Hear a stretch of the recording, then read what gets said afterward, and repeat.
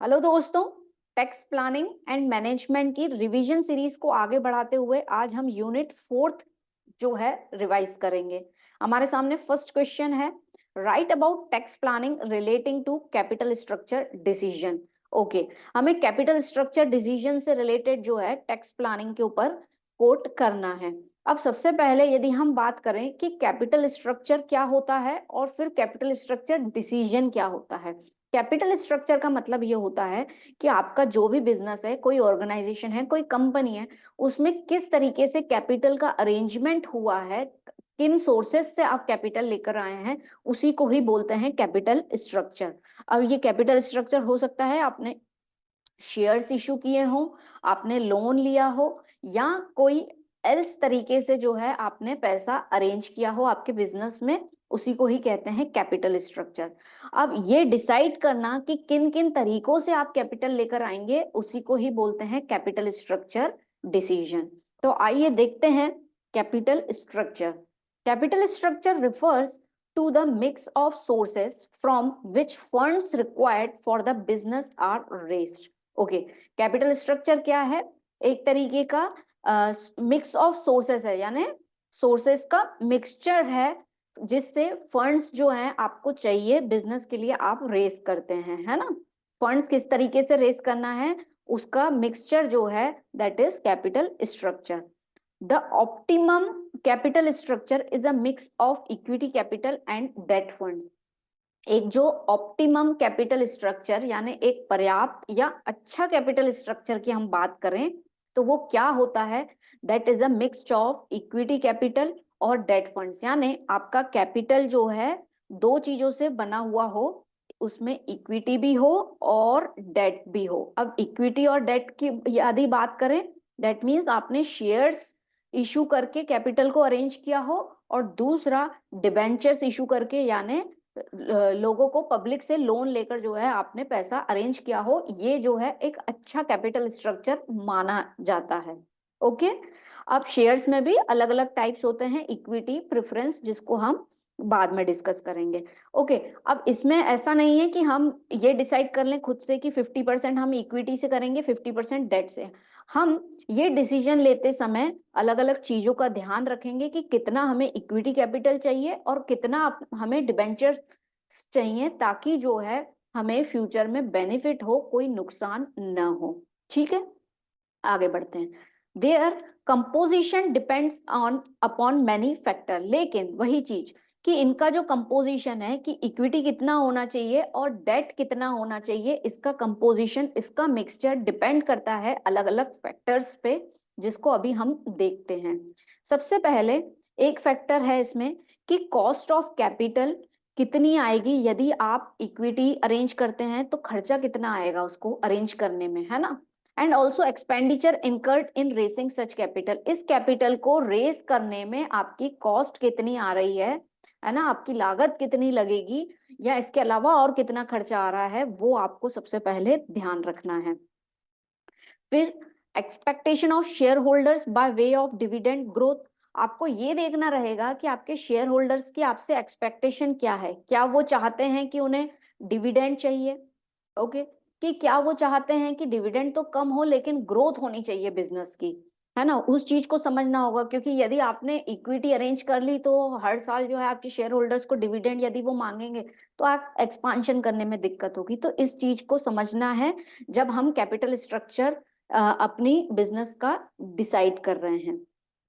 फिर एक्सपांशन, यदि हम चाहते हैं कि एक्सपांशन हो, यदि हमारा ऐसा कोई उद्देश्य है कि एक्सपांशन हो बिजनेस का, द नीड ऑफ बिजनेस, जो कि बिजनेस की नीड है, that is the rate by which profit of business shall again plug back in the business. आपको ये भी सोचना है कि आपको कैपिटल कुछ इस तरीके से अरेंज करना है कि जो प्रॉफिट आप अर्न कर रहे हैं आपके बिजनेस से, वो वापस से आप बिजनेस में लगा पाएं, ताकि आप आपके बिजनेस को क्या कर सकें, एक्सपांड कर सकें, उसको ग्रो कर सकें। ठीक है, ये सब चीजें कब सोचनी है, जब आप कैपिटल स्ट्रक्चर डिसाइड कर रहे हैं, डिसीजन ले रहे हैं रिगार्डिंग द कैपिटल स्ट्रक्चर कैसा होना चाहिए आपके बिजनेस का। ठीक है, टैक्सेशन पॉलिसीज को ध्यान में रखना है कि यदि आप डेट और इक्विटी का मिक्सचर कर रहे हैं तो आपकी टैक्स रिलेटेड लायबिलिटीज जो हैं कितनी आएंगी, है ना। तो कैपिटल इक्विटी अरेंज कर रहे हैं या प्रेफरेंस के थ्रू अरेंज कर रहे हैं तो टैक्स लायबिलिटी क्या होगी, डिबेंचर्स के थ्रू अरेंज कर रहे हैं तो टैक्स लायबिलिटी क्या होगी, तो इसको कंसिडर करना है। Then rate of return on investment, आपको रिटर्न ऑन इन्वेस्टमेंट कितना मिलेगा ये चीज का भी ध्यान रखना है जब आप इक्विटी एंड डेट फंड्स को डिसाइड कर रहे हैं। तो दोस्तों यहाँ पे हमने ये देखा कि कैपिटल स्ट्रक्चर क्या है, जो कि मिक्सचर है अलग अलग फंड्स का, जिससे आप बिजनेस के लिए फंड्स रेज करते हैं। ऑप्टिमम कैपिटल स्ट्रक्चर यानी इक्विटी और डेट का कॉम्बिनेशन जो है एक अच्छा कैपिटल स्ट्रक्चर माना जाता है। लेकिन जब हम डिसीजन लेते हैं रिगार्डिंग द कैपिटल स्ट्रक्चर तो हमें इन पॉइंट्स का ध्यान रखना है कि खर्चा कितना आएगा, डिविडेंड पॉलिसी कैसी रहेगी, टैक्सेशन पॉलिसी कैसी रहेगी, ये सब चीजें। यस दोस्तों, अब हमने ये देखा कि कैपिटल स्ट्रक्चर डिसीजन जो है कैसे लिया जाता है और क्या चीजें ध्यान में रखते हैं। अब उससे रिलेटेड टैक्स प्लानिंग भी हमें कम ध्यान में रखनी रहेगी होगी। क्यों? क्योंकि हमें ये पता है कि हमारा कैपिटल स्ट्रक्चर डिसीजन ऐसा होना चाहिए जिससे हमारी टैक्स लायबिलिटी जो है वो क्या हो कम हो। ठीक है, तो हमें इस चीज को ध्यान में रखना है। तो when if the rate of return on investment okay is more than rate of interest, यानी रेट ऑफ इंटरेस्ट आपको कम देना कम है और रिटर्न आपको ज्यादा मिल रहा है। अब रेट ऑफ इंटरेस्ट आपको कम है यानी आपको डिबेंचर्स पे इंटरेस्ट कम देना पड़ रहा है और रिटर्न भी अच्छा मिल रहा है, तो आप क्या करेंगे, डिबेंचर्स जो है क्या करेंगे, ज्यादा इशू करेंगे। ओके, मैक्सिमम डेट फंड्स में be used since it shall increase the rate of return on equity, तो आप क्या करेंगे, रेट ऑफ इंटरेस्ट कम है तो डिबेंचर्स ज्यादा इशू करेंगे ताकि उस पे इंटरेस्ट जो है कम देना पड़ेगा और रिटर्न भी आपको इन्वेस्टमेंट पे ज्यादा मिल रहा है। However the cost of raising debt fund should be kept in mind, लेकिन ये सब देखने समय आपको ये भी देखना है कि आपका खर्चा कितना आएगा जब आप डेट का अरेंजमेंट करेंगे। ओके, दूसरा इसी का ही अपोजिट यदि हो रहा है, if the rate of return on investment जो है आपको कम मिल रहा है और रेट ऑफ इंटरेस्ट जो है वो बढ़ा हुआ है। अब रेट ऑफ इंटरेस्ट बढ़ा हुआ है तो क्या करेंगे आप, डिबेंचर्स जो हैं कम इशू करेंगे इस केस में, यानी डेट जो है कम इशू करेंगे, कम arrangement, minimum debt funds should be use, तो इस समय जो है हम मिनिमम फंड्स का उपयोग करेंगे। ओके, क्योंकि रेट ऑफ इंटरेस्ट हमारे हमको क्या हो रहा है, हाई चार्ज हो रहा है। अब ये हमने देखा कि टैक्स प्लानिंग करते समय हमें इन चीजों का ध्यान रहना है या किस रेशियो में हमारा कैपिटल स्ट्रक्चर होना चाहिए, that is in the combination of debt and equity. जैसे कि हमने देखा कि टैक्स प्लानिंग करते समय हमें कैपिटल स्ट्रक्चर डिसीजन की कौन कौन सी बातें जो हैं देखनी है ताकि जो है हम अच्छी टैक्स प्लानिंग कर पाए, है ना। अब इसी में ही हम एक प्रैक्टिकल एग्जांपल देख लेते हैं ताकि हम ये समझ पाए कि कौन सा कैपिटल स्ट्रक्चर जो है वो अच्छा है। Company raises their capital as under, company किस तरीके से अपना कैपिटल अरेंज करती है, लेट अस सी।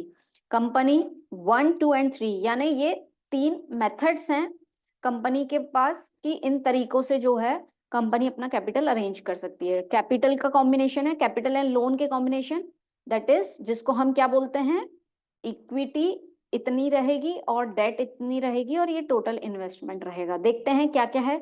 2 लाख और इसका 160 एंड 40,000 दिया हुआ है और 40,000 एंड 160, दैट मीन्स क्या हो रहा है, तीनों चीजों में, तीनों तरीकों में 2 लाख अमाउंट जो है टोटल इन्वेस्टमेंट हमें रिक्वायर्ड है। पहले वाले केस में क्या हो रहा है कि पूरा का पूरा पैसा जो है कैसे अरेंज किया गया है, बाय वे ऑफ इक्विटी। दूसरे वाले मेथड में क्या किया गया है कि 160 तो इक्विटी से अरेंज कर लिया और 40,000 का लोन ले लिया यानी डेट ले लिया। और तीसरे में क्या किया है, कैपिटल 40,000 का लिया है और 160 का जो है डेट ले लिया। अब कौन सा कैपिटल स्ट्रक्चर जो है अच्छा रहेगा कंपनी के लिए ये हमें तय करना है। तो ये तय करने के लिए हमें कुछ एडिशनल इंफॉर्मेशन रिक्वायर्ड है जो कि दी हुई है कि rate of interest on loan जो है वो 10% हमें पड़ेगा। रेट ऑफ रिटर्न यानी ये हमारा प्रॉफिट का रेट है, that is profit, that is 25%। और तीसरा टैक्स भी तो हमें देना पड़ेगा, है ना, इसलिए तो हम पूरी की पूरी प्लानिंग कर रहे हैं, दैट इज 30%। तो अब देखते हैं कौन सा मेथड या कौन सा प्रपोजल जो है कैपिटल स्ट्रक्चर इस पर्टिकुलर कंपनी के लिए बेस्ट है। तो हम भी फॉर्मेट बना लेते हैं। ओके, इस तरीके से अब सबसे पहले जो है हमें दिया हुआ है कैपिटल, टोटल इन्वेस्टमेंट दिया है हमारे पास 2 लाख, यानी इस 2 लाख पे जो है हमें अर्न करना है। तो 2 लाख पे यदि हम बात करें तो रिटर्न कितना दिया है? यस, यदि हम देखें तो प्रॉफिट का रिटर्न दिया है दैट इज 25%। तो दैट मीन्स हमारा रिटर्न आ रहा है सबसे पहले 25%, 2 लाख का 25% दैट इज 50,000। ठीक है, ये लिख लेते हैं हम 50,000 50,000। तीनों कंपनी का 2 लाख ही है तो 50,000 आएगा। अगर सबका रिटर्न अलग दिया हो रहता तो हम अलग निकालते, है ना। अब प्रॉफिट आ गया। अब प्रॉफिट में से हमें लोन पे जो इंटरेस्ट देना रहेगा वो भी घटाएंगे हम, तो लेस कर देते हैं हम इंटरेस्ट ऑन लोन। ठीक है, पहले वाले केस में तो कोई डेट ही नहीं लिया है, कोई लोन ही नहीं लिया है, तो ये आ जाएगा आपका नील, कुछ भी नहीं। दूसरे वाले केस में कितने का इंटरेस्ट लोन लिया है दैट इज 40,000। अब 40,000 का लोन लिया है, rate of interest of loan कितना दिया है दैट इज 10%। तो 40,000 का 10% कितना आ जाएगा? 4,000। इंटरेस्ट कम हो जाएगा आपके प्रॉफिट में से। और थर्ड केस की यदि हम बात करें दोस्तों, तो कितना आ रहा है? लोन कितना लिया है? 1,60,000। तो 1,60,000 का 10% यदि हम निकालें तो दैट इज 16,000 आपका रेट ऑफ इंटरेस्ट जो है चार्ज हो रहा है। ठीक है, अब इसको जो है हम कैलकुलेट कर लेते हैं। निकाल लीजिए आपका कैलकुलेटर। तो ये आ रहा है 50,000, फिर 50,000 माइनस 4,000 दैट इज 46,000। ठीक है, फिर आ जाएगा आपका 50 माइनस 16,000, तो ये कितना आ रहा है दैट इज 4 एंड 34,000 जो है अभी भी हमारे पास प्रॉफिट बचा है। अब ये कैसा प्रॉफिट है? Profit before tax. अभी हमने टैक्स डिडक्ट नहीं किया है, तो ये प्रॉफिट का है बिफोर टैक्स का। तो यहाँ पे जाहिर सी बात है, हमें टैक्स रेट दिया है तो टैक्स भी हमें लेस करना पड़ेगा, और वो कितना दिया है? 30%। ठीक है, टैक्स किस पे चार्ज करेंगे? ये जो आपके पास प्रॉफिट दिया हुआ है उस पे। तो 50,000 का 30% यदि हम बात करें तो 15,000 जो है आपको टैक्स के भरने पड़ेंगे, तो आपके पास नेट अमाउंट आ जाएगा। वहीं 46,000 का 30% यदि हम बात करें तो 6 3 ज़ा 18 एंड 12 13800। ठीक है, 13,800 आपको टैक्स के वे में पे करने पड़ रहे हैं।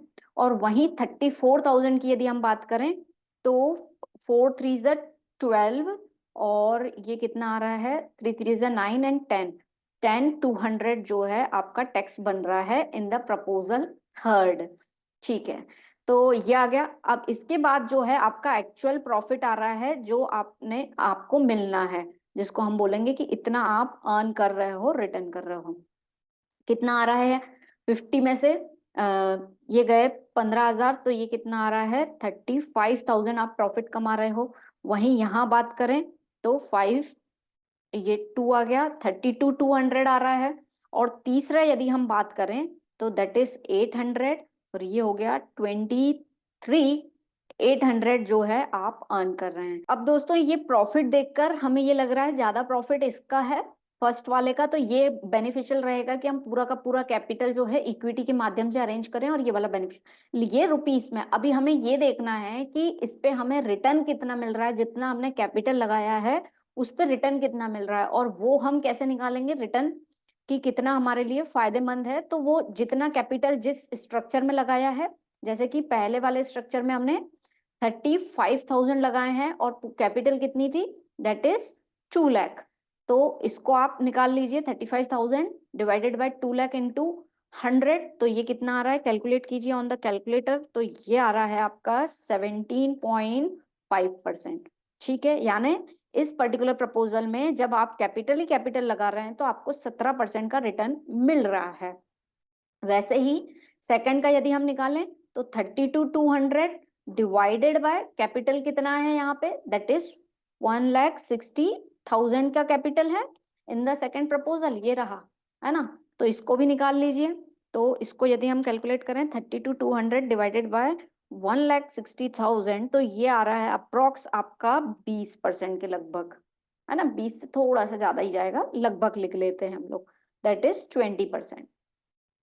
ठीक है, ऐसा ही थर्ड का भी निकालिए। 23,800 डिवाइडेड बाय कैपिटल कितनी है यहाँ पे? तो सिर्फ 40,000 की कैपिटल है, डिवाइडेड बाय 100। 23,800 डिवाइडेड बाय 40,000, तो ये समथिंग आ रहा है आपके 59% के लगभग। यानी जब आपने कैपिटल पूरा का पूरा कैपिटल लगाया तो आप 17% रिटर्न आपको मिल रहा है। जब कुछ कॉम्बिनेशन में कैपिटल ज्यादा लगाया है तो आपको 20% मिल रहा है। और जब आप कैपिटल कम लगा रहे हैं और डेट ज्यादा अरेंज कर रहे हैं तो आपको 59% की ग्रोथ हो रही है। यानी प्रपोजल थर्ड जो है ये कैपिटल स्ट्रक्चर जो है आपके लिए सबसे अच्छा है। इसमें आपने टैक्स भी कंसिडर किया, लोन पे इंटरेस्ट भी देके देख लिया और रिटर्न जो है इस पे आपको ज्यादा मिल रहा है। तो कंपनी इस तरीके से डिसाइड करती है कि यदि हम ये रेशियो लेंगे तो हमें क्या बेनिफिट मिल रहा है, इस तरीके से कॉम्बिनेशंस को जोड़ती है। तो इस पर्टिकुलर एग्जांपल में हमने देखा कि थर्ड वाला प्रपोजल जो है कंपनी के लिए सूटेबल है और वो उसको चूज करेगी क्योंकि उस पे उसको रिटर्न कितना मिल रहा है 59%। तो यहाँ पे हमने कैपिटल स्ट्रक्चर, डिसीजन कैसे लेते हैं, किन चीजों का ध्यान रखते हैं, उससे रिलेटेड टैक्स प्लानिंग कैसे करते हैं, ओके। और इस तरीके से प्रैक्टिकल वे में भी हमने ये देखा कि किस तरीके से कंपनी जो है अपना कैपिटल स्ट्रक्चर डिसीजन लेती है। अब बढ़ते हैं हम हमारे नेक्स्ट क्वेश्चन की तरफ। Question number second, right about tax planning in relation to dividend. हमें डिविडेंड से रिलेटेड टैक्स प्लानिंग के ऊपर जो है लिखना है। तो सबसे पहले हम ये समझे कि डिविडेंड क्या होता है। तो शेयर होल्डर्स को जो पेमेंट के रूप में या रिटर्न के रूप में जो मिलता है उसी को ही हम कहते हैं डिविडेंड। बट टेक्निकली टर्म्स में according to tax laws dividend में बहुत सारी चीजें इंक्लूड है। तो उसको देखते हैं पहले कि डिविडेंड क्या होता है। तो dividend means according to section dividend section 222 dividend includes. Dividend में क्या क्या चीजें इंक्लूडेड होती है, सेक्शन का नाम जो है आप अगर याद कर पाए तो दैट इज वेरी गुड कि डिविडेंड से रिलेटेड जो है आपको टर्म जो है डिविडेंड का मतलब जो है किस सेक्शन में दिया है, सेक्शन 222। ओके। तो डिविडेंड में सबसे पहले any distribution which makes necessary the release of all or any part of the assets of the company. कोई भी डिस्ट्रीब्यूशन करते हैं आप, या तो पार्ट ऑफ द एसेट या पूरा कंपनी के किसी पार्ट को डिस्ट्रीब्यूट करते हैं या पूरी तरीके से, तो उसे हम डिविडेंड मानेंगे। Then any distribution of debentures, debentures से रिलेटेड आप डिस्ट्रीब्यूशन करते हैं डिबेंचर स्टॉक और डिपॉजिट सर्टिफिकेट, यानी डिबेंचर्स का कोई भी फॉर्म हो सकता है। And any distribution to preference share holders by way of bonus share. Bonus share के वे में यदि आप प्रेफरेंस शेयर होल्डर को कुछ देते हैं या फिर डिबेंचर्स होल्डर को कुछ देते हैं, डिबेंचर सर्टिफिकेशन को कुछ देते हैं, तो उसे भी डिविडेंड माना जाएगा। तीसरा, distribution made to the share holder on its liquidation. जब कंपनी बंद हो रही है, लिक्विडेशन हो रहा है उसका, या जिसको बोलते हैं डिसोल्यूशन हो रहा है कंपनी का, तो उस समय जो शेयर होल्डर्स को दिया गया है उसे भी हम कहेंगे कि वो डिविडेंड है। Then any distribution on the reduction of its capital, capital को रिड्यूस करने के लिए यदि कुछ आपने डिस्ट्रीब्यूट किया है to the holders of the company या मेंबर्स ऑफ द कंपनी, उसी को भी हम क्या करेंगे, डिविडेंड में इंक्लूड करेंगे। फिर जो है any payment by a closely held company by way of advance और अ लोन, है ना, किसी कंपनी ने जो है लोन के वे में जो है किसी को एडवांस दिया है, किसको, टू अ शेयर होल्डर। ऐसा shareholder being a person who is beneficial owner of the shares, जिसके पास शेयर्स हैं, शेयर होल्डर है, उसको यदि किसी क्लोजली हेल्ड कंपनी ने एडवांस दिया है या लोन दिया है, जिसके पास having at least 10% of a voting power, जिसके पास 10% ऑफ द वोटिंग पावर हो, या फिर or to any concern which such shareholder is a member और a partner and is beneficially entitled to not less than 20% of the income of the concern।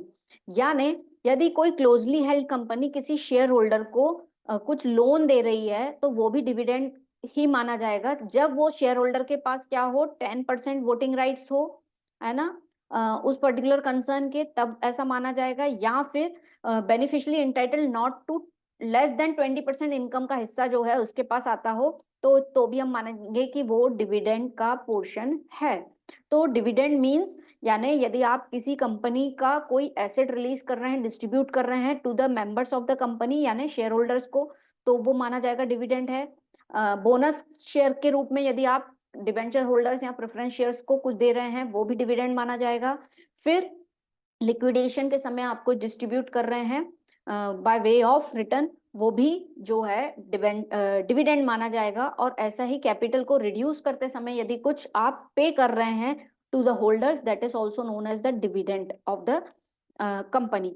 फिर यदि कोई share holder को कोई company जो है लोन के way में कुछ दे रही है और उस शेयर होल्डर का हिस्सा कितना है, 20% से कम है उसकी इनकम उस कंपनी में, या फिर उसके पास 10% वोटिंग राइट्स है, तो भी वो डिविडेंड कहलाएगा।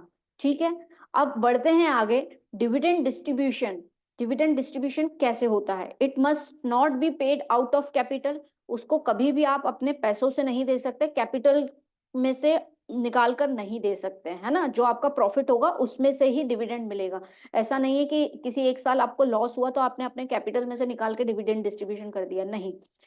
Dividend must not be paid out of capital, ये कैपिटल में से नहीं दिया जाता है। दूसरा, it must be paid only after out of tax, after tax profit, tax profit यानी प्रॉफिट में से टैक्स को डिडक्ट करके ही डिविडेंड डिस्ट्रीब्यूट होता है। जैसे कि अभी हमने 3 कंपनियों का जो एग्जांपल लिया था, तो हमने क्या किया था, प्रॉफिट, प्रॉफिट में से इंटरेस्ट लेस किया था, फिर जो प्रॉफिट बिफोर टैक्स आया था उसमें से टैक्स लेस किया था, वो लेस करने के बाद जो प्रॉफिट आता है उसमें से जो है आप डिविडेंड को जो है क्या कर सकते हैं, डिस्ट्रीब्यूट कर सकते हैं।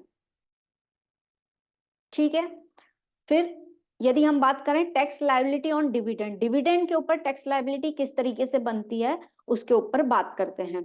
The company shall be levy to pay tax on dividend distributed under section 115O।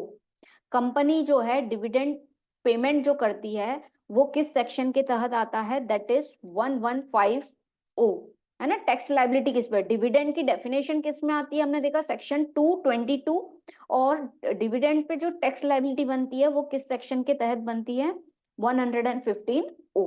ठीक है, the share holders are not liable to pay tax on dividend income, जो डिविडेंड इनकम रहेगी वो शेयर होल्डर्स के लिए टैक्स लायबिलिटी नहीं बनती है। पर इसमें एक और बात ये है, if a person resident in India, यदि कोई पर्सन इंडिया का रेसिडेंट है, receives dividend exceeding 10 lakh from a domestic company, यदि डिविडेंड इनकम जो है आपकी 10 लाख से ऊपर है, he will be liable to pay tax on exceeding rupees 10 lakh at the rate of 10% plus surcharge plus health and education cess at the rate of 4%। Okay, क्या कहा जा रहा है कि वैसे तो डिविडेंड की इनकम पे कोई टैक्स लायबिलिटी नहीं बनती है, बट कोई शेयर होल्डर है जो इंडिया का ही है और डोमेस्टिक कंपनी से डिविडेंड के रूप में जो है 10 लाख रुपीज से जो है अमाउंट ज्यादा रिसीव कर रहा है, तो जो एक्सेस अमाउंट होगा, सपोज 11 लाख रुपए यदि वो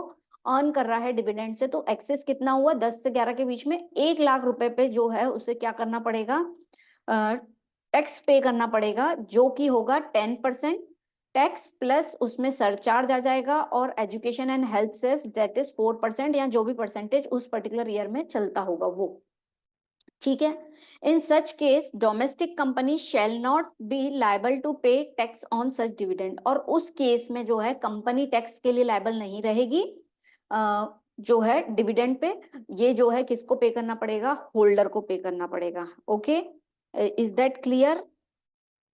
यस, फिर से इसको रिवाइज कर लेते हैं। सबसे पहले तो पहला पॉइंट क्या बोल रहा था, company shall be levy to pay tax on dividend distribution किस सेक्शन के तहत, 1015O के तहत जो है आपको डिविडेंड डिस्ट्रीब्यूशन पे टैक्स देना पड़ता है। दूसरा, डिविडेंड की इनकम पे शेयर होल्डर की कोई भी टैक्स नहीं बनता है, बट यदि शेयर होल्डर जो है इंडिया का है, कंपनी भी इंडिया की है, और वहां पे यदि उनकी डिविडेंड इनकम 10 लाख से ऊपर यदि बनती है, तो जो ऊपर वाला पोर्शन है, एक्सीडिंग वाला पोर्शन है, उस पे उनको टैक्स देना पड़ेगा शेयर होल्डर को, कितने परसेंट से, 10% से, उसमें सरचार्ज भी, प्लस सरचार्ज और plus education and health cess, और उस पर्टिकुलर केस में जो है कंपनी को जो है कुछ भी पे नहीं करना पड़ेगा, डिविडेंड के ऊपर टैक्स नहीं देना पड़ेगा। ठीक है, ये बनती है टैक्स लायबिलिटी। अभी हमने क्या देखा, डिविडेंड में क्या क्या चीजें इंक्लूड होती है।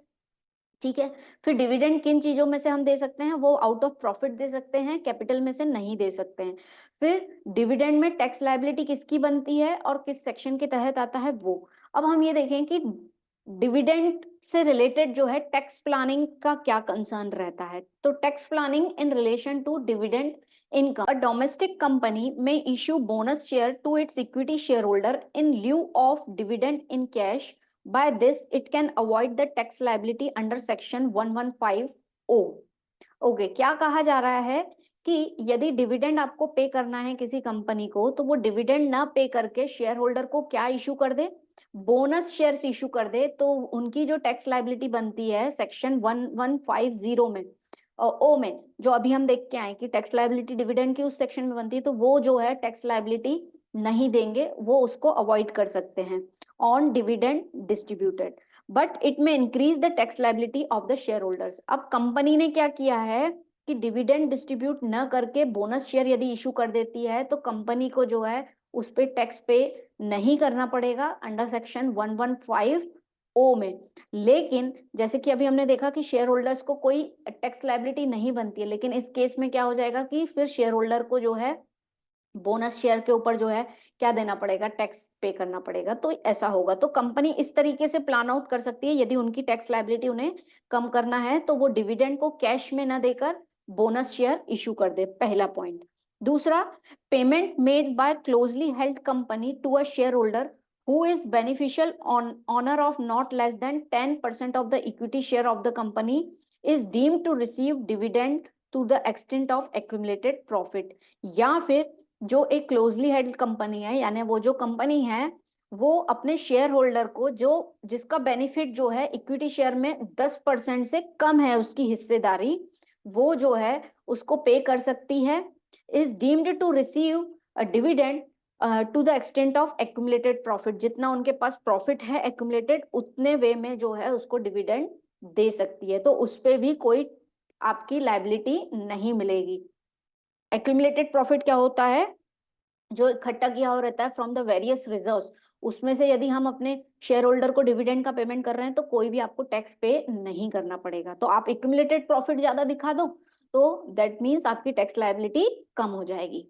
Payment made by closely held company to share holder, payment दिया जा रहा है किसको, कंपनी के द्वारा शेयर होल्डर को, has a substantial interest not less than 20% of the income of the concern, या फिर मतलब शेयर होल्डर का इंटरेस्ट दिया गया है कि या तो उसके पास 20% से कम इनकम हो कंपनी में, यानी उसका हिस्सा हो, या फिर 20% वोटिंग राइट्स हो, ऐसे शेयर होल्डर की बात हो रही है।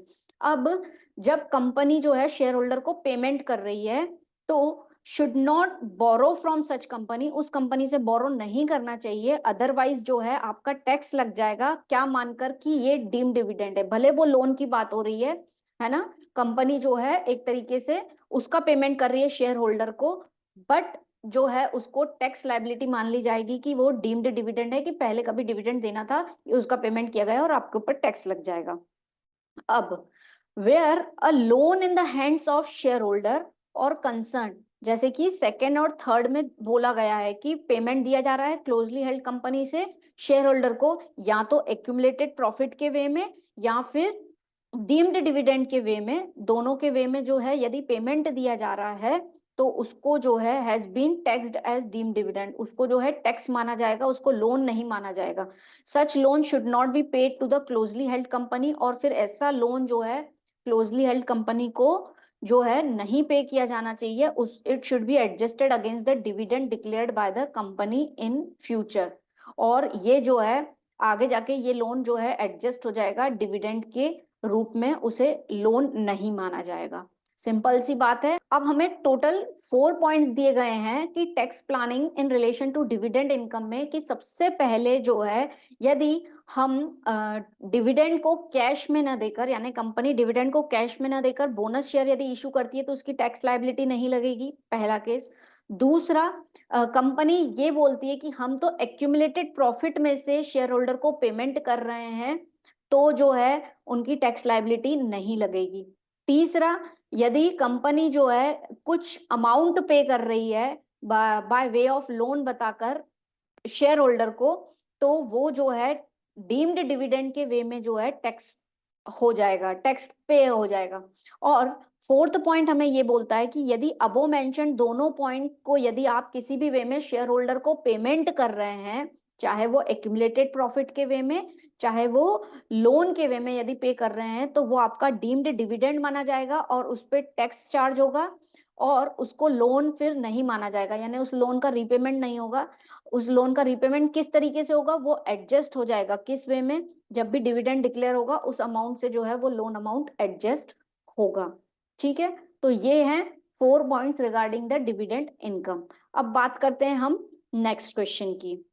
Question number 3, what is bonus share, how can share holder reduces his tax liability regarding bonus share. Bonus share क्या होता है और किस तरीके से शेयर होल्डर जो है अपनी टैक्स लायबिलिटी को कम कर सकता है बोनस शेयर के माध्यम से।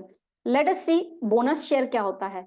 When a company issues share to the existing shareholder in lieu of dividend, such shares are termed as bonus share.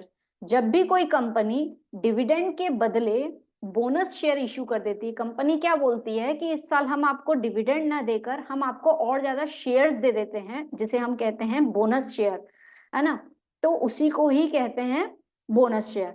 Bye issue of bonus share company capitalize its profit and widen the capital base. अब bonus share क्यों issue किए जाते हैं? Bonus share यदि company shares issue करेगी तो dividend नहीं देना पड़ेगा, और डिविडेंड नहीं देंगे तो वो अमाउंट को क्या करती है कंपनी, उस पर्टिकुलर बिजनेस में लगाती है, यानी उसको क्या करती है, कैपिटलाइज करती है, अपने कैपिटल में जोड़ती है और अपने कैपिटल बेस को बढ़ाती है, यानी अपने कैपिटल को बढ़ाती है बोनस शेयर इशू करके।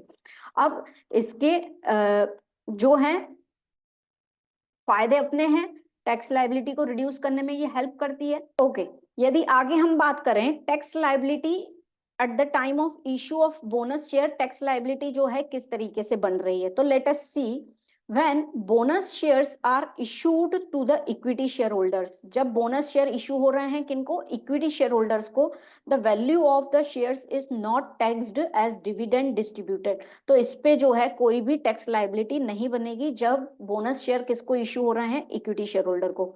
However, where redeemable preference shares are issued as bonus share, लेकिन यदि redeemable preference share को bonus share issue किए जाते हैं तब on their redemption the amount shall be taxed as dividend distribution। तो redemption के समय जो है कंपनी का टैक्स उस पे लगेगा, ये मान के कि ये डिविडेंड डिस्ट्रीब्यूट किया गया है। ठीक है, अब इसमें हमने क्या देखा कि बोनस शेयर जब इक्विटी को इशू किया जाता है तो उनपे जो है कोई भी कंपनी पे टैक्स लायबिलिटी नहीं लगेगी। ओके, बोनस शेयर यदि इशू किया जाता है किसको, इक्विटी को, और वहीं रिडीमेबल प्रेफरेंस शेयर को यदि इशू की जाती है तो रिडम्पशन के टाइम पे जो है उनको टैक्स पे करना पड़ेगा।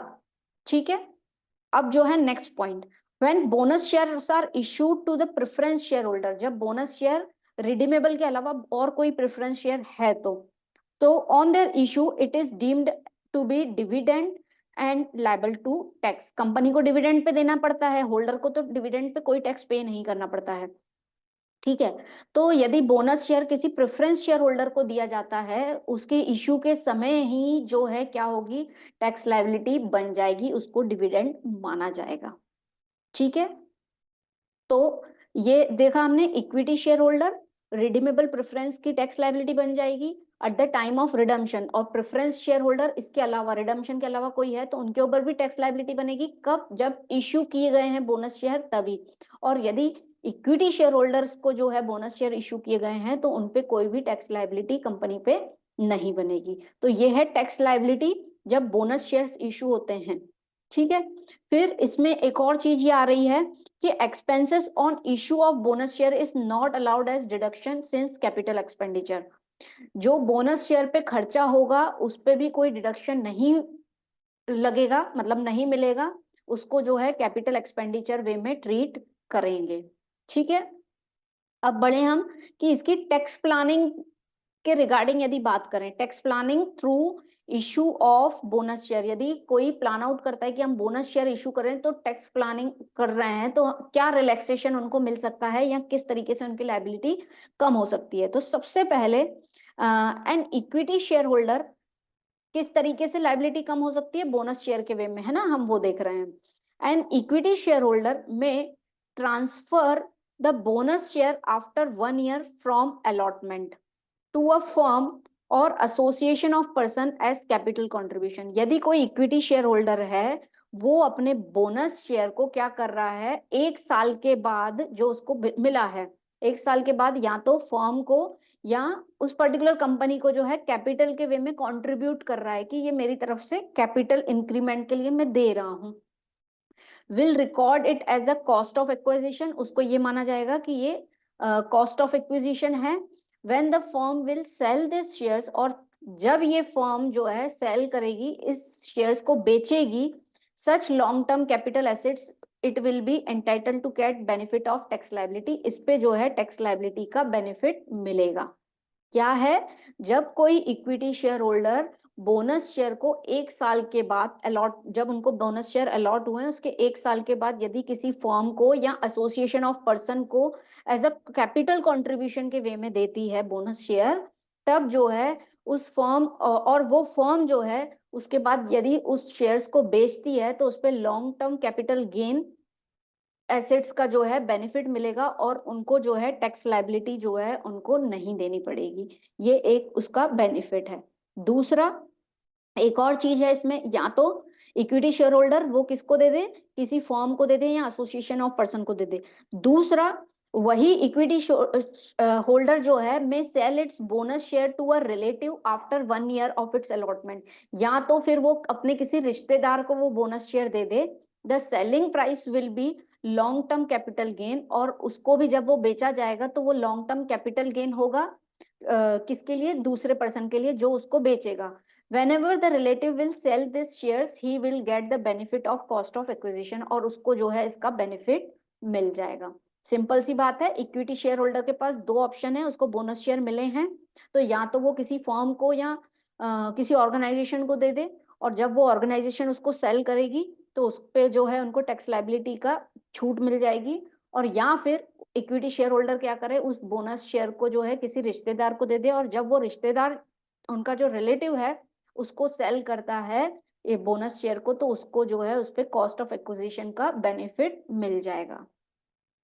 ठीक है, फिर नेक्स्ट, अब इक्विटी की बात हो गई, प्रेफरेंस शेयर होल्डर की बात हो रही है।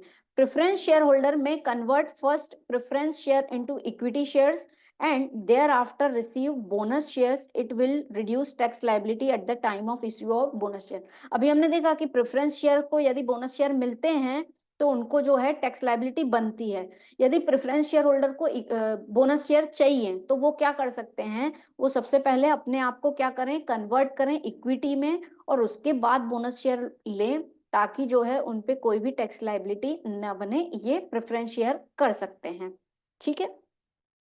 Third, a company may capitalize its profit by converting partly paid shares into fully paid shares instead of issuing bonus shares. This conversion will not be deemed dividend.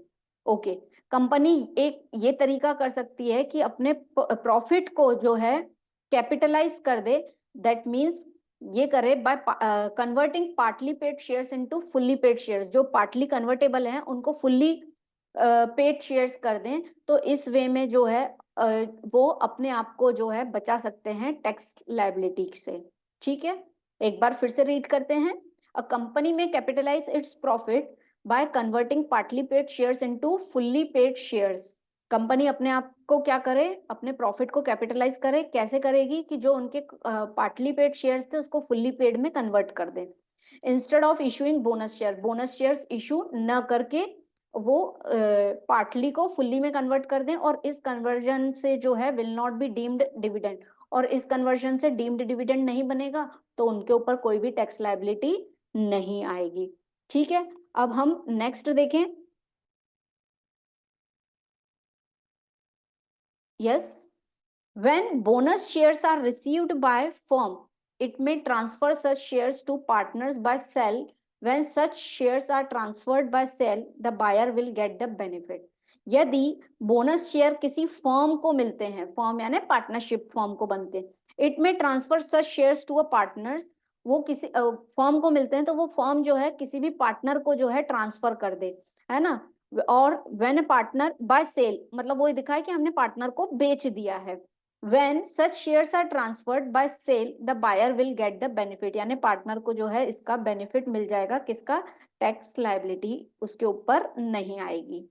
फिर last point ये बनता है, the company should issue equity shares as bonus share.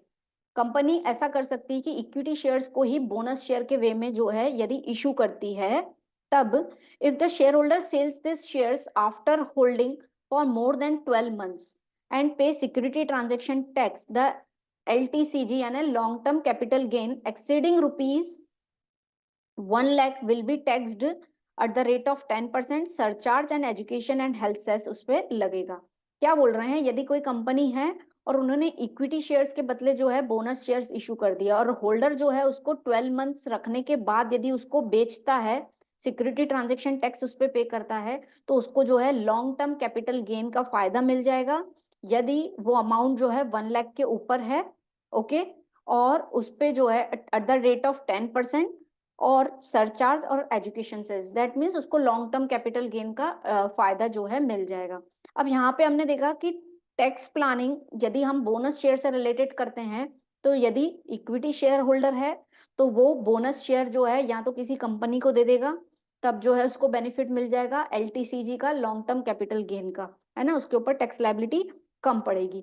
दूसरी, या तो वो अपने relative को दे दे और रिलेटिव जब उसको बेचेगा तो उसको जो है उस चीज का बेनिफिट मिलेगा कि कॉस्ट ऑफ एक्वाइजेशन की, उसने कुछ खरीदा है, एक्वायर किया है कुछ एसेट के वे में, तो उसका फायदा उसको मिल जाएगा। तीसरा, कंपनी अपने प्रॉफिट को कैपिटलाइज कर सकती है, किस तरीके से? पार्टली पेड शेयर्स को कन्वर्ट करे किसमें? फुल्ली पेड शेयर्स में, बजाय बोनस इशू करके, है ना, बोनस इशू ना करके वो ये चीजें कर सकती है कि जो उनके कन्वर्टेबल शेयर्स हैं उसको फुल्ली पेड अप में कर दे, तो जो है डिविडेंड नहीं बनेगा और उनके ऊपर टैक्स लायबिलिटी नहीं आएगी। और फिर जो है ये ऐसा केस है कि बोनस शेयर यदि रिसीव हुए हैं किसी फर्म को, पार्टनरशिप फर्म है, तो वो अपने पार्टनर को ट्रांसफर कर दे, ये दिखा के कि हमने पार्टनर को बेच दिए हैं, और उस पार्टनर को जो है इस चीज का टैक्स बेनिफिट मिल जाएगा। फिर फिफ्थ तरीका ये होता है कि यदि कंपनी ने इक्विटी शेयर्स के बिहाफ पे ये बोला है हम बोनस शेयर इशू कर रहे हैं और होल्डर ने 12 मंथ्स उसको अपने पास रखकर और फिर जो है बेचा है, तो उसको लॉन्ग टर्म कैपिटल गेन होगा, यानी शॉर्ट में बोले तो टैक्स लायबिलिटी में उसको रिडक्शन मिल जाएगा। तो ये कुछ वे हैं जिससे हम टैक्स प्लानिंग कर सकते हैं regarding the bonus shares. Okay, अब बढ़ते हैं हम आगे। तो एक बार फिर से यदि हम देखें कि बोनस शेयर क्या होते हैं, ऐसे शेयर्स जो जिस पे डिविडेंड ना देकर एक्स्ट्रा शेयर्स डिस्ट्रीब्यूट कर दिए जाएं शेयर होल्डर्स को, उसी को ही कहते हैं बोनस शेयर, और ये उसके अकॉर्डिंग टैक्स प्लानिंग के रूल्स। ठीक है, अब नेक्स्ट क्वेश्चन डिस्कस करते हैं। Number fourth, explain the concept of dividend policy of the company. Dividend policy क्या है उसके बारे में बात करते हैं।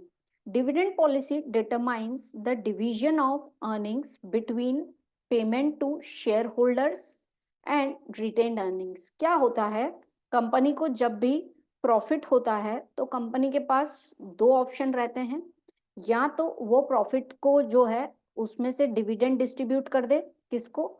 शेयर होल्डर्स को, या फिर उसको अपने पास क्या करे, रिटेन करके रख ले, यानी अपने पास ही रख ले और कहीं और उसको इन्वेस्ट कर ले वापस से बिजनेस में, है ना। तो डिविडेंड पॉलिसी में ये दोनों चीजें आती हैं जो शेयर होल्डर्स को पहले ही बताई जाती हैं। तो डिविडेंड पॉलिसी क्या है, एक तरीके का डिवीजन है किसके बीच में, कि या तो शेयर होल्डर्स को पेमेंट कर दो या फिर अपने पास उसको, हम अमाउंट को अपने पास रिटेन कर दें। Okay, characteristics of dividend policy, dividend policy में क्या क्या चीजें आती हैं? Tied up with retained earnings, obvious सी बात है, डिविडेंड पॉलिसी जो है रिटेन्ड अर्निंग्स से हमेशा बंधी हुई रहती है। It is the combination of payment of dividend, या तो हम करें या फिर दूसरा रिटेन्ड अर्निंग्स रखें। ठीक है, तो ये रिटेन्ड अर्निंग्स से टाइड अप रहती है, बंधी हुई रहती है।